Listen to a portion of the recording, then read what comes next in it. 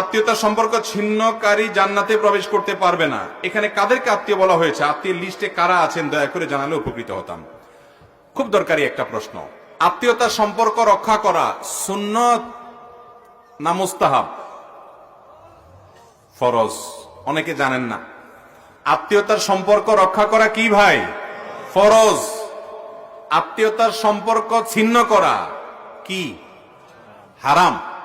আত্মীয়তার সম্পর্ক ছিন্ন করা কি? অনেক হারাম আমরা জানি, কিন্তু এই হারামটা আমরা অনেকে জানি না। আত্মীয়র সাথে আপনি চিরতরের সম্পর্ক ছিন্ন করে ফেলছেন, কোনো যোগাযোগ নাই, একদম সম্পর্ক কাট করে ফেলছেন, আপনি হারামে লিপ্ত আছেন।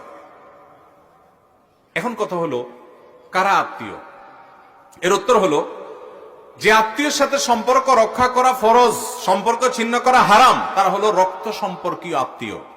যাদের সাথে আপনার ব্লাডের সম্পর্ক আছে, রক্ত সম্পর্ক আছে, এই আত্মীয়ের মধ্যে এক নম্বরে চলে আসে বাপ এবং সন্তান, মা, বাপ মা এবং সন্তান। কারণ বাপ মার সাথে সন্তানের সম্পর্ক একেবারে সরাসরি রক্তের।